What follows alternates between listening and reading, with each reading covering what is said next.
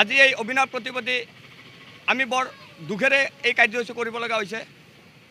এই কৰোনাৰ মহামাৰীটো এটাৰ পিছত এটা আমি কাৰ্যসূচী হাতত লৈ আছোঁ। ৰাইজৰ অনুৰোধত, ৰাইজৰ সহযোগত আমি এনেকুৱা কাৰ্যসূচী কৰিব লগা হৈছে।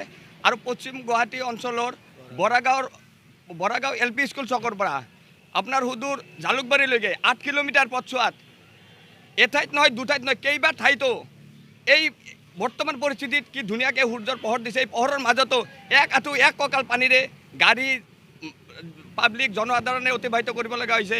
আৰু গুৱাহাটী মহানগৰ, য'ত নেকি মহানগৰ বুলি কয়, এই মহানগৰতে যদি এনেকুৱা এটা পৰিস্থিতি, এই উন্নয়ন মন্ত্ৰী কি শুই আছে নেকি? তেওঁ কি এতিয়া হাৰ পোৱা নাই? তেওঁ আমি এই আজিৰ প্ৰতিবাদৰ যোগেৰে তেওঁক আমি সকীয়াই দিব বিচাৰোঁ। আৰু তেওঁৰ মানে এই যি কলা চশমা পিন্ধি শুই আছে, তেওঁ নিদ্ৰাৰ পৰা জাগক। আজি এই প্ৰতিবাদ যোগে তেওঁক আমি সকীয়াই দিছোঁ। আৰু মুখ্যমন্ত্ৰী উন্নয়ন কৰি আছে, পৰিৱৰ্তন কৰি আছে। এই পৰিৱৰ্তন আমি কি দেখিলোঁ? আজিৰ পৰা 10 বছৰ আগতে এনেকুৱা পৰিৱেশ নাছিলে। বৰাগাঁৱত পশ্চিম গুৱাহাটীৰ অঞ্চলৰ ৰাইজে আমাক জনাইছে এনেকুৱা নাছিলে। কিন্তু তেতিয়া তেওঁ কিন্তু ছাত্ৰ সন্থাত আছিলে, তেওঁ কিন্তু এনেকুৱা প্ৰতিবাদ কৰিছিলে, কিন্তু এনেকুৱা পৰ্যায়ত পৰিৱেশ নাছিলে। কিন্তু আজি আমি বৰ দুখেৰে আৰু বৰ মনৰ ক্ষোভেৰে জনাইছোঁ তেওঁলোকে জাগক। এইখিনিয়ে ক'ব লাগে। ধন্যবাদ।